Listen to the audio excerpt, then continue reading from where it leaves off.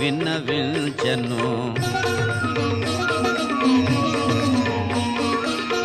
అందరూ కలసి అయోధ్యకు చేరి ఆనందముగా సుఖించెదరని సీతారామ పట్టాభిషేకము కనుల పండువుగా జరిగి తీరునని ఎన్నో రీతుల సీతామాతకు ధైర్యము గొలిపినే మరలి వచ్చితిని అని మారుతి తన లంకాయానమును రామచంద్రునకు విన్నవించెను.